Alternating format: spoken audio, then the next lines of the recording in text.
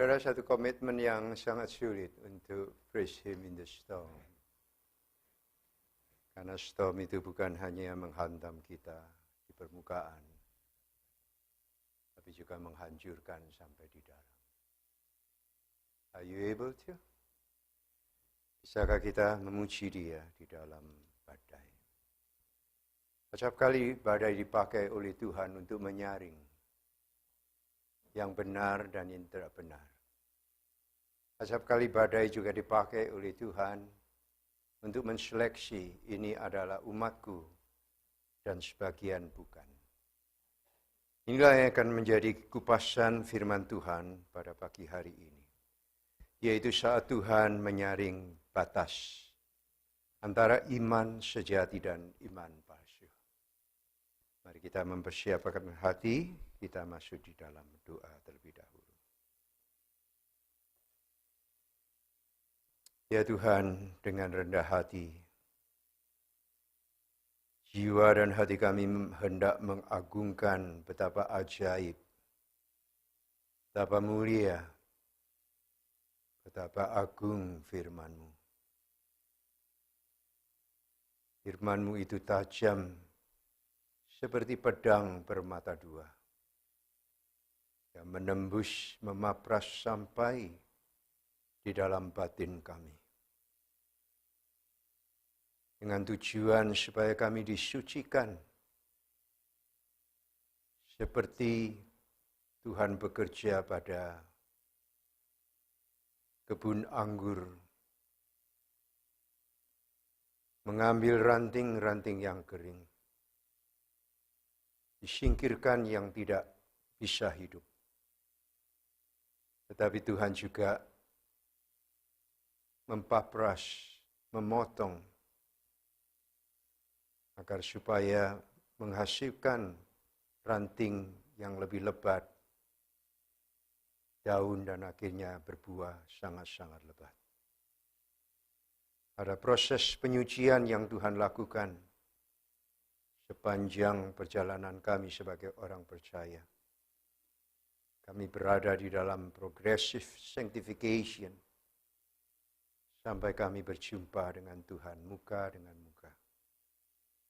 Tuhan berfirmanlah kepada kami karena anak-anak-Mu sudah siap untuk mendengarkannya. Sembunyikanlah hamba-Mu yang penuh dengan keterbatasan dan kelemahan ini di balik kemuliaan dan kuasa salib Tuhan, agar kuasa Allah yang ditonjolkan. Di dalam Kristus Yesus kami berdoa. Amin. Saudara-saudara, saya sangat bersyukur sekali karena pagi hari ini masih diberi kesempatan untuk menyampaikan firman Tuhan. Dan kita juga bersyukur melihat kita punya senior pastor, masih diberi kekuatan oleh Tuhan, ya, masih bersama-sama dengan kita. Walaupun ada proses medical yang harus dijalaninya untuk beberapa waktu ini. Tetapi Tuhan itu baik. Because God is good all the time. You never leave Him alone. He always faithfully beside Him in all the time. Oleh sebab itu saudara-saudara, kita memiliki ton of reason, banyak alasan untuk mengucap syukur kepada Tuhan. Dan salah satu yang terbesar adalah kesempatan pagi hari ini kita akan bersama-sama menikmati sentuhan firman Tuhan dengan kuasa Roh Kudus yang akan membimbing kita di dalam satu pemahaman kebenaran yang lebih dalam, yaitu saat Tuhan menyaring batas antara iman sejati dan iman palsu. Saudara, sudah dikatakan di dalam firman Tuhan oleh Tuhan Yesus sendiri, pada saat murid-murid itu bertanya, Tuhan, itu banyak gandum dan banyak ilalang itu tumbuh bersama-sama. Apakah ada kesempatan untuk kita mengambil atau mencabut ilalang itu di antara gandum? Kemudian Tuhan mengatakan jangan, karena gandum dan ilalang itu akan bertumbuh bersama-sama. Kalau engkau mencabut pada saat ini, banyak kemungkinan gandum itu juga turut tercabut. Oleh sebab itu kita menunggu sampai waktu menuai itu tiba. Pada waktu menuai itu tiba, maka akan ada penyaringan, akan ada pemisahan. Ini gandum dan ini ilalang. Ada pemisahan yang lebih spesifik, ini domba dan ini kambing. Kemudian lebih dalam lagi, ini adalah orang yang telah dilahirkan baru, mereka adalah milikku, dan ini adalah orang yang tidak dilahirkan baru, walaupun mereka itu disebut sebagai orang Kristen. Dan hal ini penting saudara-saudara karena Nehemia pasal 9 ayat 1-3 mengupas hal ini. Kita buka dulu, saya punya slide yang pertama supaya orang-orang bisa membaca bahwa ada satu hal yang penting dan saudara saya bagi di dalam dua bahasa, yaitu bahasa Indonesia dengan bahasa Mandarin, supaya saudara-saudara yang biasa menggunakan bahasa Mandarin bisa mengikuti perenungan pada pagi hari ini dengan sebaik-baiknya. Mungkin ada kesulitan sedikit bagi mereka untuk menayangkannya, tetapi tidak apa-apa saudara-saudara. Jadi kita akan mulai mengerti satu kenyataan yang dikerjakan oleh Tuhan melalui kitab Nehemia pasal 9 ayat 1 sampai dengan 3, yaitu penyaringan itu dimulai dari hati yang merendah. Jadi penyaringan Tuhan itu tidak bersifat mengklasifikasikan secara budaya, secara agama, dan juga tidak mengklasifikasikan secara etnik atau ras manusia. Tetapi lebih cenderung Tuhan itu menseleksi manusia dimulai dari dalam hati. Karena kenapa dimulai dari dalam hati saudara-saudara? Karena hati itu hanya bisa dianalisa, hanya bisa dikenal, hanya bisa dijenguk, dan hanya bisa dilihat oleh Tuhan Allah sendiri. Oleh sebab itu firman Tuhan itu mengatakan, manusia melihat apa yang tampak di luar, tetapi Tuhan itu melihat hati. Nah, kalau kita berada di dalam suasana ibadah pada saat ini, kenapa kita berpakaian yang pantas? Kita mensisir rambut kita sedemikian rupa, kemudian kita gosok gigi, kita lihat wajah kita bagus atau tidak, segar atau tidak. Kenapa hal-hal ini penting? Karena apa yang di luar itu saudara acap kali mencerminkan sedikit suasana hati. Tetapi di sisi lain juga banyak orang mempergunakan the outward appearance itu sebagai sesuatu kamuflase untuk menutupi hal-hal yang sebenarnya tidak bisa dilihat oleh manusia. Oleh sebab itu pada saat kita bertemu dengan saudara-saudara pada saat ini, kita tidak akan pernah bisa mengetahui dengan jelas apa yang sedang terjadi di dalam diri seseorang. Apa yang berkecamuk di dalam pikiran mereka, kita juga tidak pernah tahu. Karena kenapa saudara-saudara? Karena yang berbicara dengan bahasa yang jelas, dengan bahasa yang murni, itu adalah hati. Oleh karena itu Tuhan Allah berkepentingan untuk memulai proses pemurnian itu dari dalam hati. Yaitu hati manusia yang mau untuk diangkat oleh Tuhan, dipisahkan, dibersihkan dari debu-debu dunia ini. Saudara, jadi Nehemia pasal 9 ayat 1 sampai dengan ayat 3 itu berbicara saat Tuhan menyaring batas antara iman sejati dengan iman yang palsu. Nah, next slide. Kemudian kita melihat cara Tuhan sekarang. Cara Tuhan adalah dimulai dari dalam, yaitu hati. Hati ini oleh Tuhan diangkat dari debu. Dan hanya Tuhanlah yang mampu, yang memiliki kuasa untuk membersihkan hati tersebut. Hati tidak bisa dibersihkan dengan kualitas moral. Hati itu juga tidak bisa disucikan dengan perbuatan. Jangan salah pikir, saudara-saudara. Hati itu juga tidak bisa dimurnikan, saudara-saudara, dengan cara-cara yang kita ambil dari dalam dunia ini. Tidak bisa.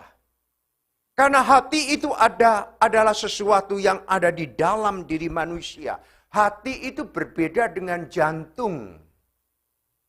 Hati itu adalah eksistensi rohani seseorang. Kapasitas rohani seseorang. Identitas rohani seseorang. Itu disebut hati. Dan hanya Tuhan saja yang memiliki kemampuan untuk membersihkan hati daripada debu. Saudara memperhatikan bahasa Mandarinya mati lagi itu ya. Debu itu adalah lambang daripada rendahnya manusia. Jadi kalau kita memandang debu, kita sadar bahwa manusia itu sebetulnya memiliki kehidupan yang akan kembali kepada debu. Jadi debu merendahkan manusia. Dan kerendahan hati itu membuka mata pada kebenaran. Jadi pada saat kita sadar kita hanya debu. Maka begitu kita berhadapan dengan Tuhan. Seperti Daud mengatakan, Tuhan, selidikilah hatiku. Kenapa Tuhan mengatakan selidiki hatiku? Karena Daud walaupun dia pandai, dia raja besar, memiliki kekuasaan. Dia tidak bisa menyelidiki hatinya sendiri. Oleh sebab itu dia bertanya, Tuhan, selidikilah hatiku. Dia merendahkan diri di hadapan Tuhan. Pada saat seseorang itu merendahkan diri dari hadapan Tuhan, matanya dibukakan oleh Tuhan untuk melihat kebenaran. Jadi orang Tionghoa itu bisa melihat akan hal ini dengan jelas. Bahwa debu merendahkan manusia. Pada saat manusia itu sudah merendahkan diri di hadapan Allah, baru matanya bisa dibuka untuk melihat sebuah kebenaran. Dan di sini saudara, kita melihat the next slide, itu Nehemia memberikan hal-hal yang penting untuk kita telaah yang bersama-sama. Yang pertama, bagaimana manusia merendahkan diri di hadapan Allah. Yang pertama ialah berpuasa. Yang kedua adalah mengenakan kain kabung. Dan yang ketiga adalah menaruh debu di atas kepalanya. Ini adalah simbol. Simbol yang pertama ialah berpuasa. Itu adalah menandakan bahwa dia lapar secara jasmani. Tetapi yang menjadi pusat pikiran dan hati mereka bukan lapar secara jasmani. Tetapi puasa itu melambangkan, memberikan satu simbol. Satu keinginan yang disampaikan kepada Allah. Tuhan, aku berpuasa karena aku ini lapar secara rohani. Aku rindu akan Engkau, Tuhan. Oleh sebab itu diekspresikan dengan bentuk puasa. Jadi puasa itu ingin berkata kepada Tuhan, Tuhan sesungguhnya aku merasakan lapar ini. Tetapi esensi yang ada di dalamnya ialah, aku lapar akan jamahan-Mu. Aku lapar akan kehadiran-Mu. Aku lapar akan kasih sayang-Mu. Aku lapar kehadiran-Mu di dalam hidupku. Jadi bukan sekedar ritual. Jadi kalau orang berpuasa bukan sekedar ritual. Ada orang berpuasa marah-marah. Karena pada saat dia berpuasa, dia jalan. Ada orang bakar sate babi, saudara-saudara. Di Surabaya sana. Dan uapnya itu ngebul-ngebul kemana-mana. Dan mereka yang berpuasa sedang jalan mencium aroma sate babi. marah-marah, saudara-saudara. Dia menggerakkan massa, kita kepung itu warung sate babi. Maka yang dihancurkan apa? Warung sate babi bersama-sama dengan pemiliknya. Dia lupa sesungguhnya yang harus dihancurkan itu adalah kemarahan di dalam hatinya sendiri. Karena kenapa saudara-saudara dengan mencium sate babi dengan aroma yang begitu aduhai. Sebetulnya itu merangsang dia punya rasa lapar yang semakin hebat. Betul enggak? Betul enggak? Jadi begitu mencium sate babi, sudah lapar-laparnya ini ya. Mau apa itu buka puasa. Sudah jam 4:30 sore ini. Sebentar lagi ada sembahyang, itu panggilan untuk sembahyang kemudian buka puasa. Itu saat lapar-laparnya, itu bibir sudah meletek-meletek itu ya. Jadi marah tapi ini Adam apple itu naik turun. Karena kenapa? Aroma sate babi. Nah sebetulnya saudara-saudara begitu orang berpuasa mencium aroma sate babi, kelaparannya semakin hebat. Sebetulnya dia harus, aku bersyukur kepadamu Tuhan. Di dalam kenyataan rasa lapar yang menghebat ini. Sesungguhnya aku bersyukur kepadamu. Seperti seekor rusa rindu akan air, haus akan air. Demikianlah jiwaku. Jadi puasa itu adalah lambang kelaparan yang sangat hebat tentang jamahan kasih Tuhan. Saudara-saudara, saya masih ingat ada seorang ibu yang sakit keras. Saya tanya, Ai, perasaannya Ai apa? Saya usap-usap dahinya ya. Lalu dia ngeliatin saya. Lalu dia tanya, kenapa sih kamu usap-usap dahiku? Saya sudah tidak mandi berapa hari katanya. Terus saya mengatakan, saya ingin tahu perasaan Ai. Oleh sebab itu saya sentuh dahimu. Karena pada saat kita menyentuh dahinya akan kita merasakan saudara. Orang ini khawatir, orang ini gelisah, orang ini panik atau tidak. Dengan menyentuh hati dahi ini kita merasakan itu. Kadang saya menyentuh dia punya denyut nadi ini. Saya nyentuh gitu. Tapi wajah saya tersenyum. Terus dia tanya, kenapa kamu begitu? Ya karena saya ingin tahu. Apa yang Ai pikirkan, apa yang Ai rasakan hari ini. Terus dia menjawab gini, Boksu, Ai lapar. Terus saya tanya, sudah berapa hari Ai tidak makan? Aduh, makannya Ai itu infus. Jadi diinfus melulu saudara. Jadi perut ini lapar. Terus saya bercerita saudara-saudara. Semakin Ai lapar apa yang Ai rasakan. Semakin Ai ingin makan. Kira-kira kondisi orang yang berpuasa ini seperti ini saudara. Semakin engkau lapar akan firman Allah. Semakin engkau haus akan kehadiran Allah. Semakin engkau itu rindu akan kehadiran Allah di dalam hidupmu. Maka puasa yang engkau lakukan itu adalah puasa yang berkenan di hati Tuhan. Itulah yang dilakukan oleh Israel. Yang kedua saudara-saudara, mereka mengenakan kain kabung. Kain kabungnya itu terbuat daripada kulit onta yang dibalik. Yang dikeringkan tidak dipolis sebegitu rupa saudara-saudara. Tetapi dibuat semacam jubah begitu dikasih lubang. Tetapi kalau mengenakannya terbalik. Loh, kenapa terbalik saudara-saudara? Karena pada saat terbalik itu ditaruh di tubuh. Itu tubuh ini merasa sakit saudara. Begitu bergerak tergores. Jadi merasa tidak comfortable. Ya. Tidak ada miu fang pian. Tidak merasa sufu. Miu sufu. Tidak enak gitu. Perasaannya tidak enak. Oleh sebab itu kain kabung ini melambangkan rasa tidak nyaman.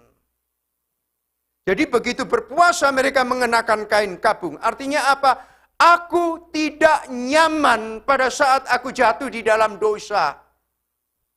Aku hancur pada saat aku menikmati dosa. Hatiku sakit pada saat aku jatuh di dalam dosa. Saudara, to be honest, I do not want to hurt your feeling at all. That is not my motive. It's not my purpose. Ada satu panggilan besar di dalam diri seorang istri yang diberikan oleh Tuhan. Saya sudah khotbah pada hari Jumat, tapi saya ulangi di sini. Panggilan istri yang diberikan oleh Tuhan, yang fundamental itu ialah, hai istri, tunduklah kepada suamimu. Itu gampang. Tapi yang kedua, dalam 1 Korintus dikatakan, istri, hendaklah engkau menguduskan suamimu. Kuduskan suamimu. Kalau di dalam bagian lain dikatakan, dilanjutkan, hai suami, kasihilah istrimu seperti Tuhan mengasihi gerejanya. Tetapi di 1 Korintus itu berhenti, hai istri, kuduskanlah istrimu. Tidak kemudian ada lanjutannya, hai suami, kuduskanlah istrimu. Tidak ada. Yang ada adalah, hai istri, kuduskanlah suamimu. Kenapa, saudara? Menurut research, scientific research, kalau ada 10 laki-laki suami,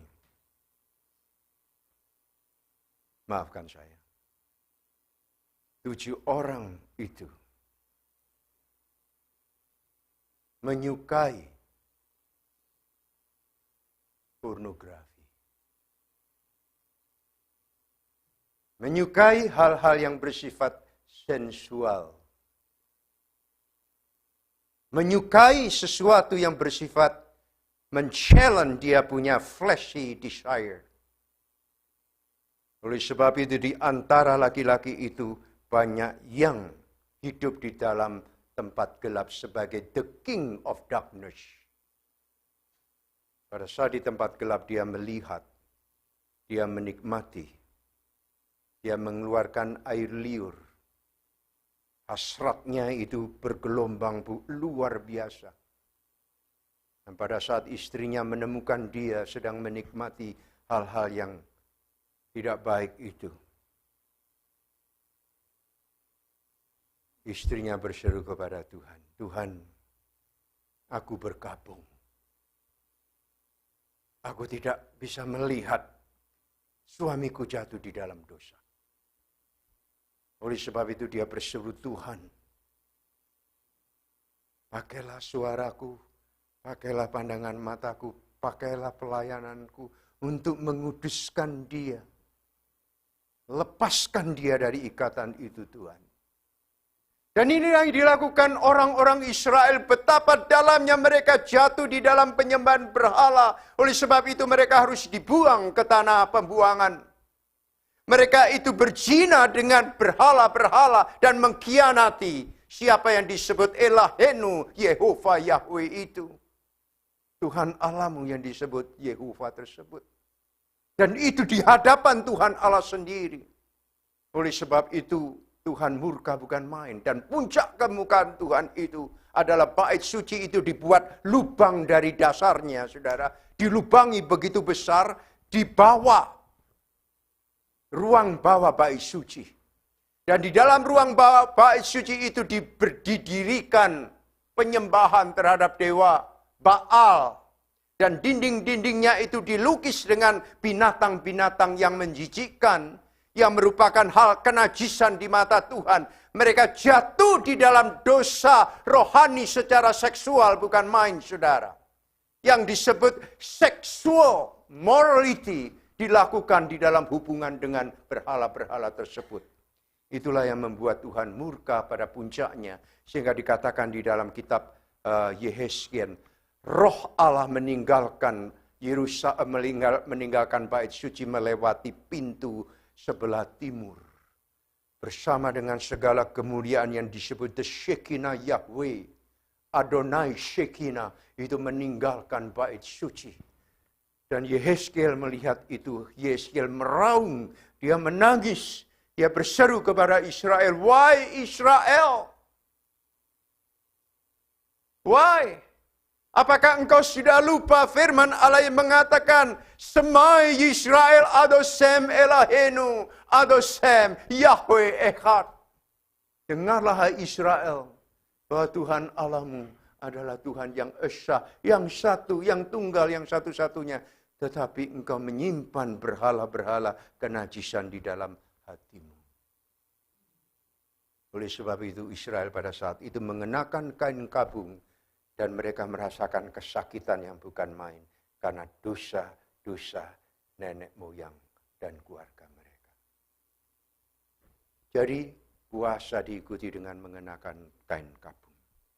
Yang kedua, setelah itu mengenakan debu. Yang ketiga, debu di atas kepalanya. Saudara-saudara, itu slide-nya salah. Masih slide nomor sebelumnya. Saudara, kenapa mengenakan mengenakan debu, menaruh debu pada kepalanya, saudara-saudara? Orang Katolik melaksanakan tradisi yang disebut Rabu Abu. Kemudian diikuti dengan Kamis Putih. Rabu Abu masuk ke dalam gereja, mengambil abu ditaruh di sini. Yang menyatakan apa, saudara?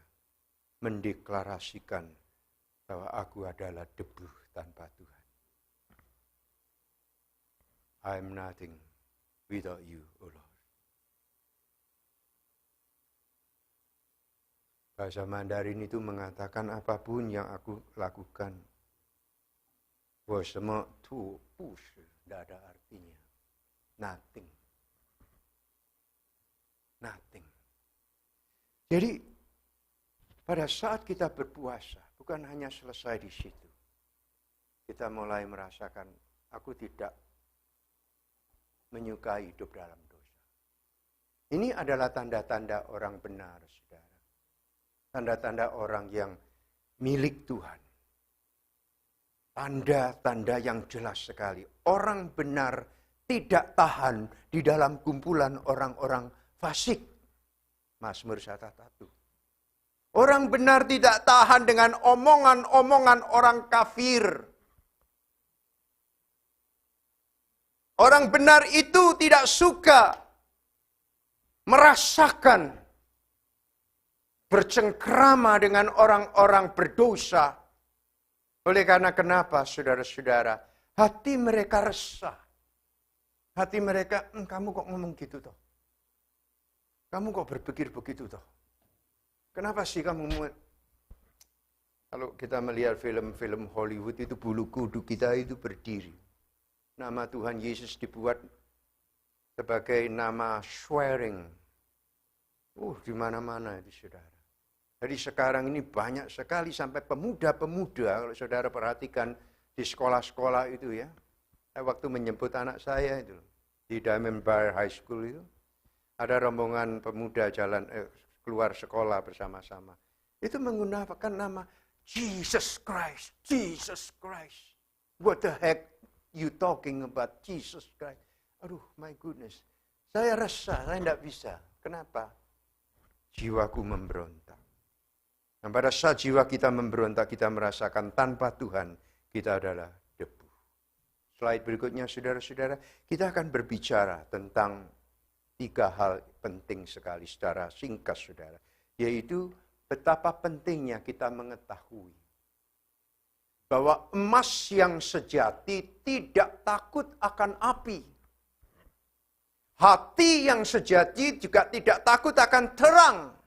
Saudara, hati yang sejati tidak takut akan perang. Jadi kalau kita memiliki emas murni itu kalau emas itu bisa berkata, kalau ditaruh di bara api, dia akan berkata, praise the Lord. Kenapa dia bisa berkata? Karena pada saat emas yang murni itu ditaruh di dalam api, maka hal-hal yang kotor di dalam dirinya itu jatuh semuanya. Terus muncullah sinar yang gemerlapan dan kemurnian daripada emas itu muncul. Demikian juga dengan hati. Hati orang berdosa itu tidak tahan kepada terang. Karena Tuhan Yesus mengatakan, begitu terang itu hadir, maka yang gelap itu lari terbirit-birit. Nah, hati manusia juga begitu. Kalau hati manusia itu biasa bergaul dengan kegelapan, cinta akan kegelapan, kegelapan itu menjadi bagian daripada hidupnya. Begitu dia masuk ke dalam dunia, apapun bentuk dalam dunia itu dia akan mengatakan, I'm fine, I'm okay. Karena kenapa? Dia kembali ke habitatnya.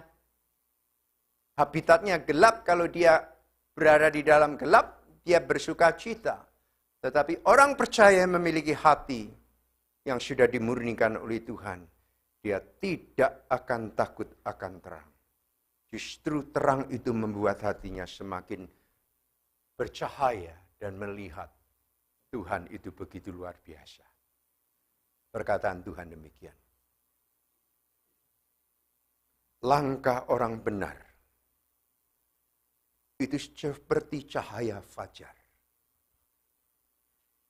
yang bergerak semakin lama, semakin terang, semakin terang, semakin terang, sampai menjelang tengah hari. Jadi tengah hari itu adalah terang-terangnya sinar matahari. Jalan orang benar tidak mengambil payung kemudian ditutup itu sinar matahari, saudara. Orang benar tidak akan mengambil penutup muka, ditutup hanya kelihatan matanya doang. Semuanya hitam-hitam. Tetapi dibuka semuanya. Dan sinar itu memberikan sinar yang sempurna di dalam dirinya. Oleh sebab itu di dalam satu doa berkat dikatakan, Tuhan biarlah cahaya wajah-Mu itu menyinari hatiku. Menyinari hatiku. Nah, inilah yang sering dilupakan oleh manusia, yaitu 3 hal yang sedang dilupakan oleh orang percaya. Yang pertama ialah melupakan zira. Coba itu apa itu next ya. Kalau saya bisa punya klik-klik ini, saya bisa mengikutinya karena yang itu keliru terus ya.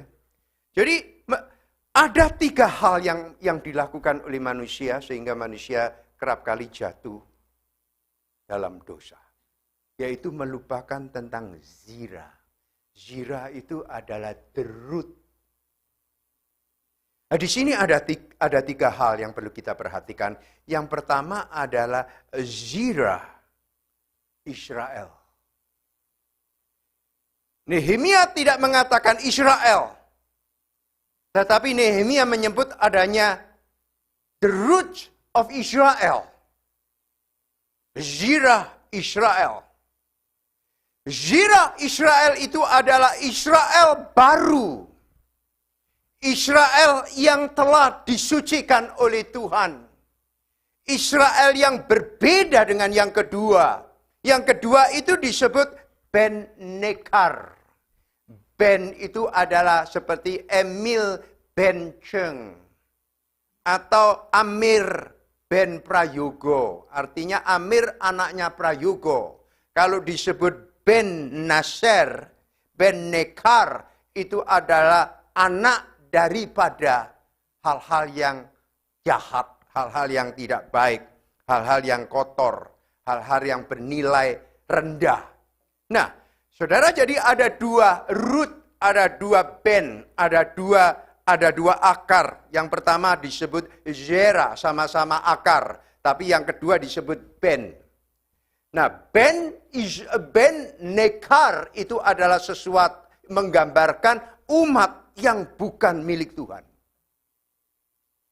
Tetapi yang disebut zera Israel itu adalah milik Tuhan. Tetapi mereka bercampur, saudara-saudara.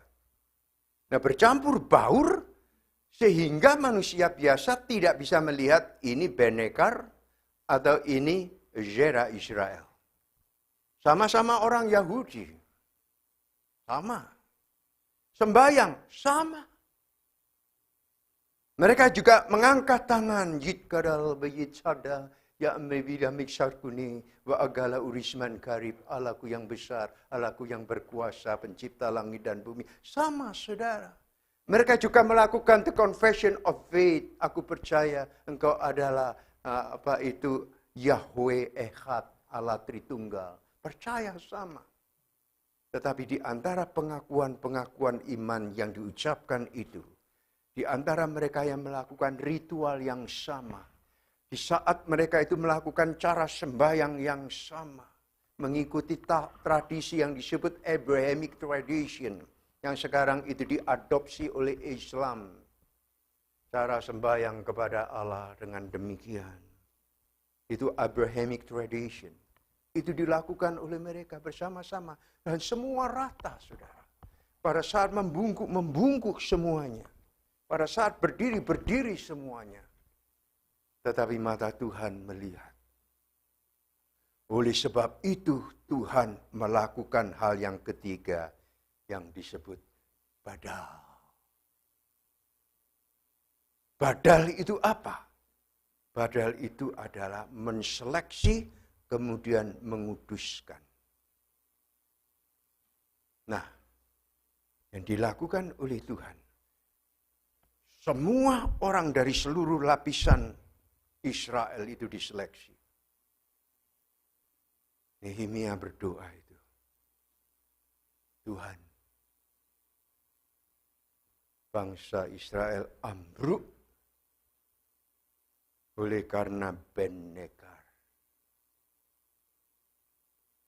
Orang-orang yang seperti adalah penyembah Yahweh. Orang-orang yang mengagungkan Adonai.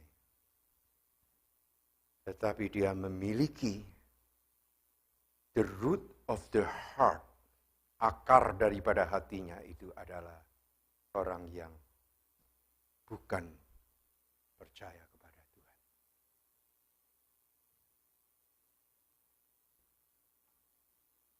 Ini serius. Tuhan melakukan badal.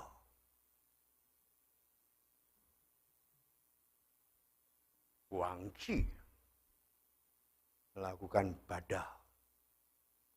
Supaya apa, saudara? Supaya tidak terjadi sinkritisme kehidupan rohani lagi. Supaya orang-orang ini tidak mengalami kontaminasi secara rohani lagi. Oleh sebab itu dikuduskan oleh Tuhan, dipisahkan, disaring. Saudara sadar atau tidak sadar? Mungkin saudara perlu menyelidiki hati masing-masing. Pada dasar hati, dalam diri saudara yang dalam, apakah ditemukan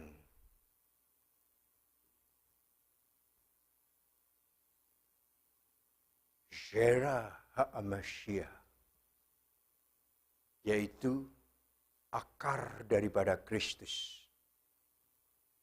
Apakah diketemukan di dalam hatimu Zera Ha'amashiach? Atau sebaliknya, pada permukaan dirimu engkau adalah orang Kristen. Tetapi hatimu adalah hati yang belum bertobat. Hatimu adalah hati yang belum dilahirkan baru. Karena root dari yang berbeda, dua hal yang berbeda saudara-saudara, itu memiliki kecenderungan yang berbeda juga. Kecenderungan hati yang belum dilahirkan baru, sejatinya dia itu memiliki akar yang bercokol di dalam dunia. Dia memiliki satu gairah untuk selalu kembali kepada habitatnya. Dia ditarik terus-menerus untuk kembali ke dalam ekosistemnya.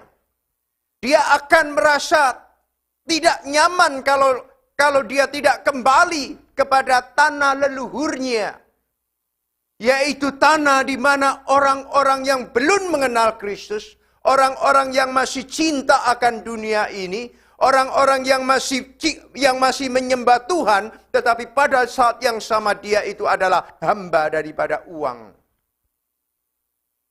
Sama-sama ada di dalam gereja, sama-sama melakukan 我们在天上的父, melakukan aku percaya bahwa Tuhan itu adalah Tuhan Bapakku yang di surga. Sama.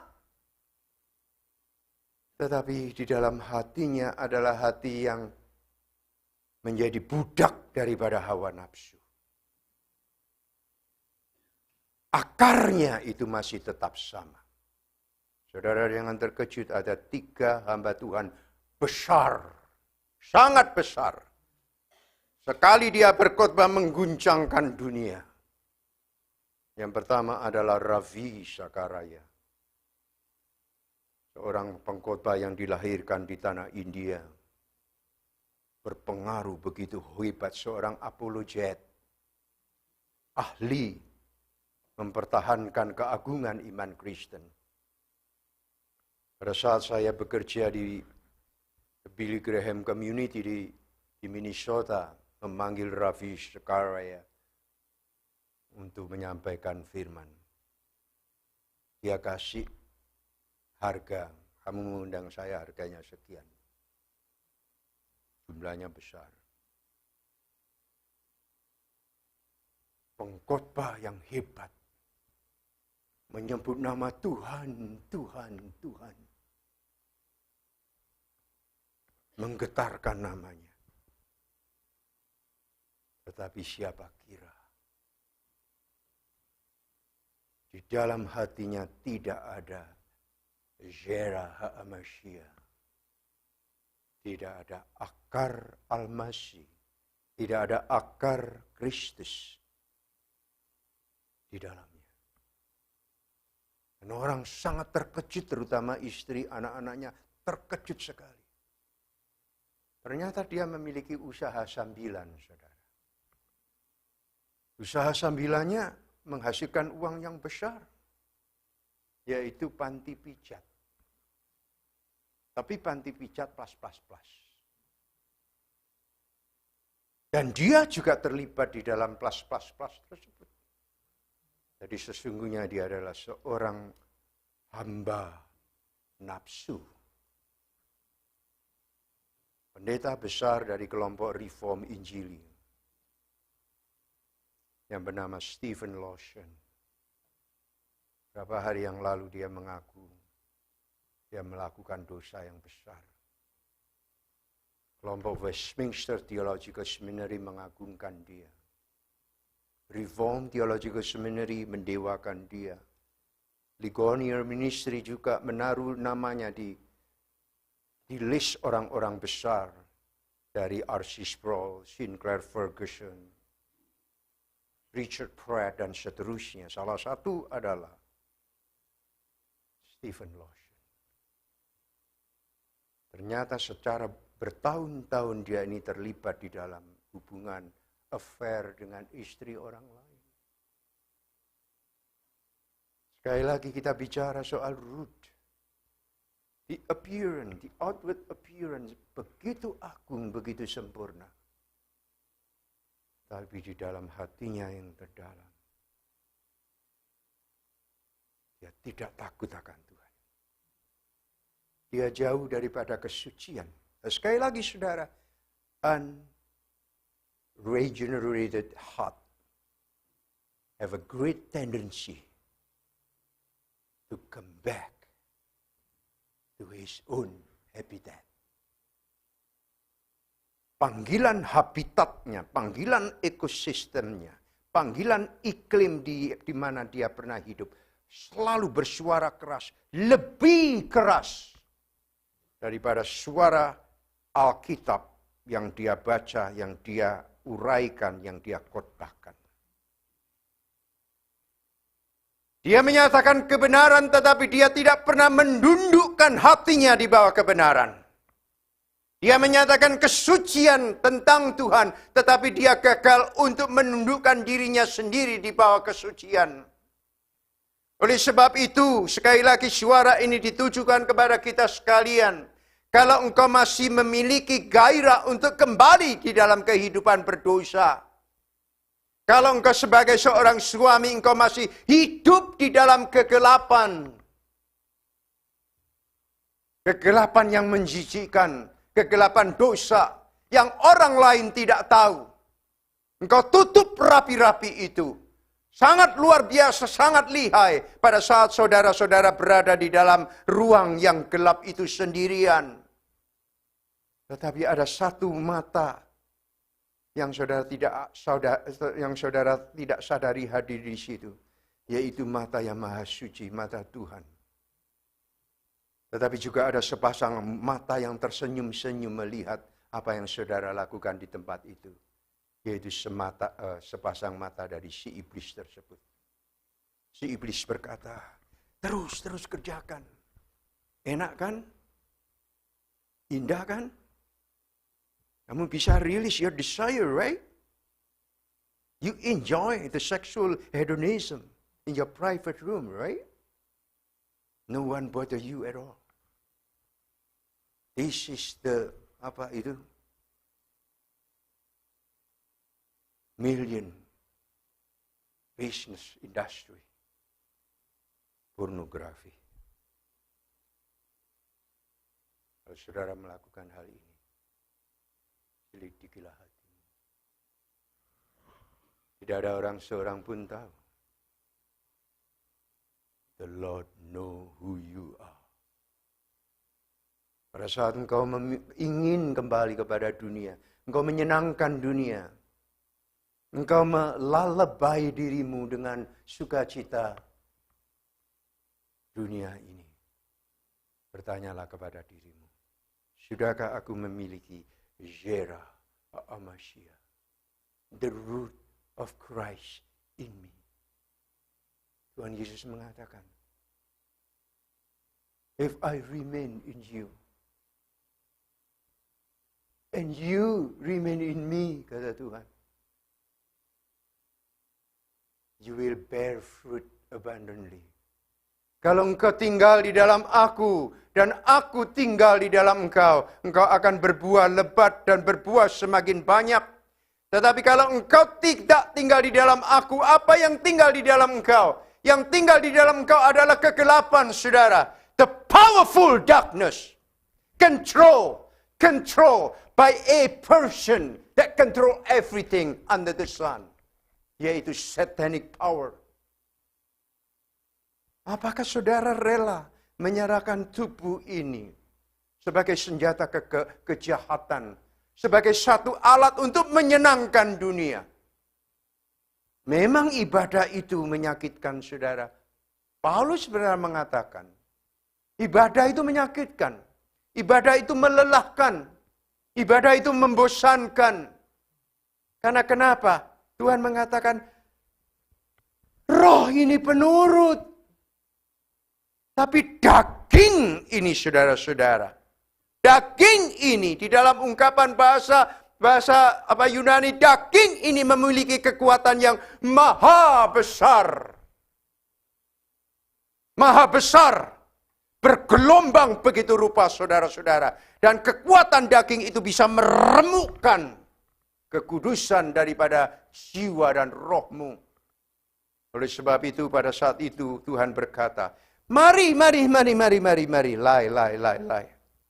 Yang letih lesu, yang berbeban berat. Jangan sampai letih lesu dan beban berat itu membuat engkau ragu. Tuhan, apakah betul engkau itu maha kuasa? Kalau memang engkau itu maha kuasa, kenapa aku mengalami heavy burden? Letih lesu. Letih lesu. 2 hari yang lalu, ada seorang wanita yang mengambil keputusan untuk commit suicide.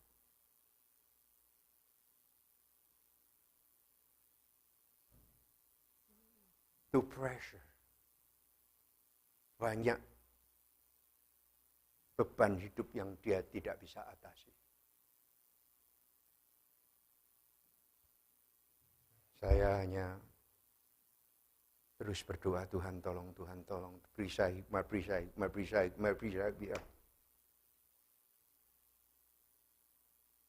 Saya menangis di hadapan Tuhan.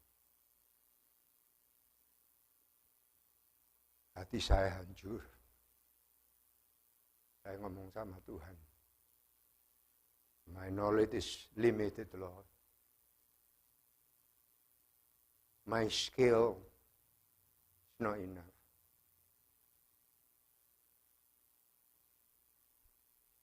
The only thing that I have passion and love. I love her, and I have great passion to her. Saya mau angkat dia dari situasi itu sambil saya berbicara. Akhirnya dia mengatakan, "Okay, Pak Emil, I'm fine. I'm released now. I feel very thankful for your garden, for your prayer, for your conversation with me patiently. I really appreciate it and thank you so much." Setelah selesai pembicaraan itu, saudara,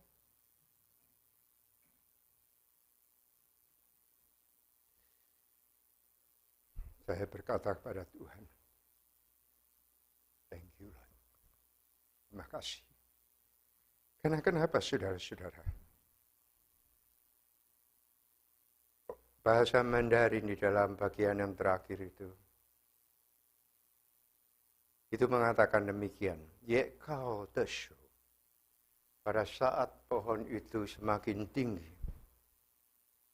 tau xia shi shen ying ye da. Pada saat dia ambruk, shen yingnya itu suaranya juga semakin besar. Jadi semakin tinggi pohon, maka semakin keras suaranya ketika dia tumbang. Robert Morris, tokoh besar di Texas sana. Hebat. Seluruh dunia tahu dia. Tapi begitu tumbang pohon yang besar itu tumbang, saudara. Suaranya gemerisik luar biasa. Jadi apa yang dikatakan oleh bahasa Tionghoa itu betul. Luar biasa bahasa Tionghoa. Semakin tinggi pohon, semakin keras suaranya ketika dia tumbang.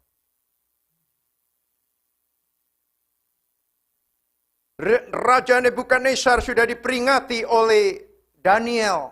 Daniel dipanggil, kau lihat itu.